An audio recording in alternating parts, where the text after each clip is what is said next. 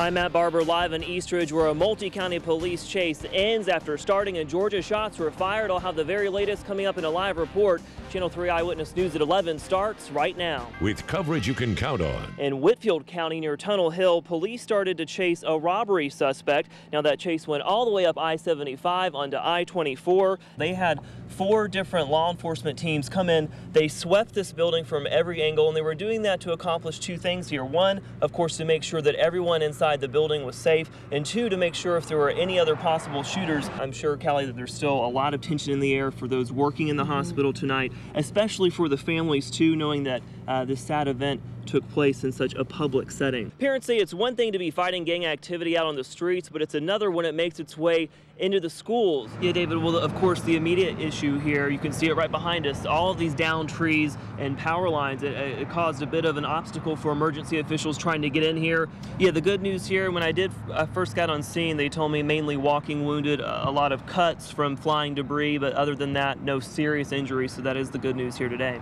Well, David, take a look behind me here. The damage really speaks for itself. Very sad news to bring you this evening from Harrison Bay State Park. If you pan over here to my left, you can see that crews are still out here on the water this evening. Here's what we know right now. Well, Cindy, I'm here live at Miller Park, and you can see here behind me the crowd is starting to swell. I'll step out of the way here so you can get an idea of what's going on.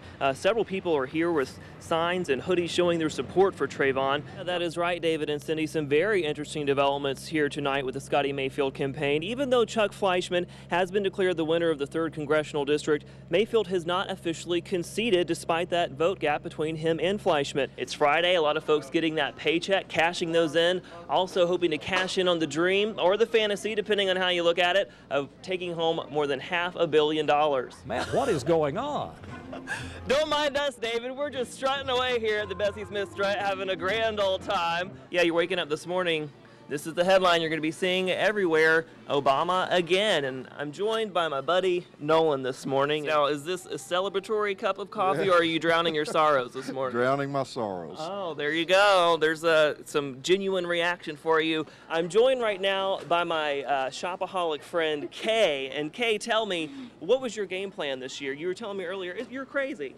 Well, Antoine, Tony was a senior at Silverdale Baptist Academy. His fellow classmates say losing their friend has had such a big impact on them. And that's why they say it's so important for everyone to know the type of guy Tony was. The best way for us to deal with it is just being together. A close group of Tony Bauman's friends and classmates gather to reminisce about all the times they shared with him, whether it was giving each other advice. Tony came to me with girl problems a lot, honestly, and I went to him because that was kind of our thing.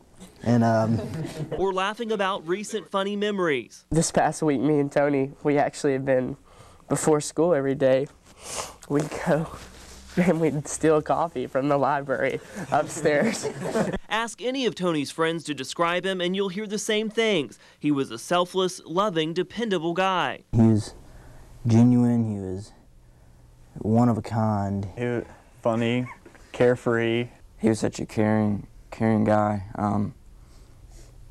No matter what, if he was having a bad day, he would put you first and try to help you out before himself. That's hard to do, you know. 17-year-old Logan Fowler was in the car with Tony. He came away from the accident with minor injuries. I'm all right. I'm sore, but I'm okay. He says he's still trying to process the loss of his close friend. He and Tony shared a bond, both talking about their love of cars. Logan says it'll be hard coming back to school Monday, only to see Tony's parking space empty. You get used to seeing somebody every day in between classes or sitting beside him in a class. And when we come back to school tomorrow, he's not going to be there.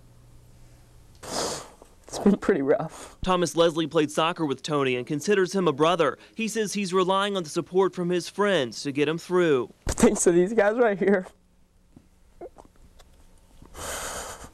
getting through it. We all are.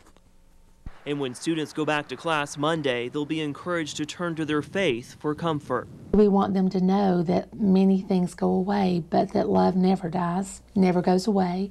Their love for Tony will never go away, and his love for them will never go away. It's really a gift. Now, the cause of the crash is still unknown. We do know Tony was not wearing his seatbelt. Tomorrow morning, students will gather in the gym and write letters for Tony and put them in decorated memory boxes, which will then be presented to his parents. They'll also release purple and yellow balloons, Tony's favorite colors, in honor of him. The school will let out at noon tomorrow so students and staff can attend Tony's funeral. Live in the studio, I'm at Barbour, Channel 3 Eyewitness News. Good evening, Gordon. Stories of survival continue to pour out of the Harrison area. As you just heard, an EF3 tornado touched down, wiping away homes, snapping trees in an instant. After seeing the strength of the storm on video, it's amazing people lived through it. The fury of Friday's tornado keeps playing through the minds of those who lived through it. Right here between the freezer and the refrigerator. Jeff Hightower and his wife Linda took cover in their utility room as the storm blew right over their house on Davis Mill Road. And I got up and looked out the window and I said, well, we've lost a tree.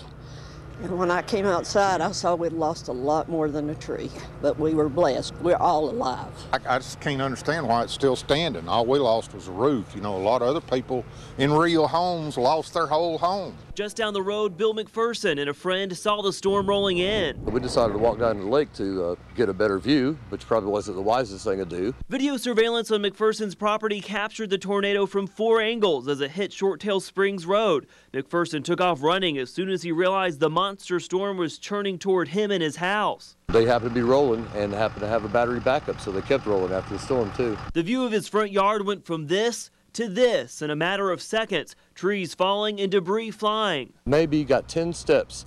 I could hear that dreaded noise of the freight train, which I've never heard before, and just a whoa, whoa, whoa type thing. He barely made it inside in time. Got right to the edge of my house, and the patio furniture was sliding across the patio, had to dive through the back door. The backyard camera captures this kennel roof flying away as his dogs run in confusion as the wall of wind pounds the landscape. We were already praying by the time we got in the house, so we're already on our knees. Only moments after seeking shelter, the camera mounted to this tree crashes down to the ground. It was in and out in probably less than a minute. But it only took less than a minute for this tornado to wipe homes off the map. It was like a nuclear weapon went off, total disaster area. McPherson is one of the lucky ones. I'm extremely fortunate, and thank God that my house wasn't touched and everyone was okay. And in case you're wondering, McPherson's dogs are okay. Parts of Shorttail Springs Road remain closed this evening as cleanup crews work in the area. And if you don't live in the area, law enforcement is asking you to stay away and give people the room they need as they continue the recovery process. Live in the studio tonight, I'm at Barbour, Channel 3 Eyewitness News. A daughter I talked with says her hidden video clearly shows a lack of care at Peachtree Estates. There's nobody up there going to care for them like we do, so you have to do what you have to do. Connie Corbin's 75-year-old veteran father has lived at Peachtree Estates for more than a year. She says the quality of care has gone downhill. He would be wet. His bed would be wet. One day I came in and they had made his bed up wet. Fed up, she planted a hidden camera in March inside the room her mother pays for to get a better idea how staff treated her father, who has Alzheimer's and Parkinson's. Then she kept a log. This video, captured in April, shows a worker coming in, poking her father to take him to breakfast. Come on. Moments later, the worker walks off, leaving him in the bed. Corbin says the video records huge chunks of time when staff members do not check on her father. They press a button next to his bed to indicate they checked his clothes, when really, Corbin says, they just hit the button and walk off. It's a roller coaster. You're infuriated, you're angry, you're sad. Your heart breaks for him. In an act of desperation, she made this poster encouraging staff to change her father more often. Hours after she put it up, a worker looks at it, takes a picture with her cell phone before folding the poster up and taking it with her. It gives them the right to remove anything, even if it did offend them. The families over there formed a bond, and it's sort of like a neighborhood watch. Kinnaman represents 25 families with loved ones at Peachtree. He says with no cook and activity director, family members take meals and clean to ensure safety. We can't move them out because there's nowhere to go. Corbin says she'll keep recording to keep peace of mind. And that's my only way of knowing that he's taken care of. Now, Connie maintains not all the staff is neglectful, and she won't even watch those videos when she knows certain staff members are on duty. She and other families members just want better training and another company to take over. And those family members are still not paying ALC, many relying on private help on top of Peachtree workers. Count on us to follow this investigation. Live outside the studios this evening, I'm at Barbour, Channel 3 Eyewitness News.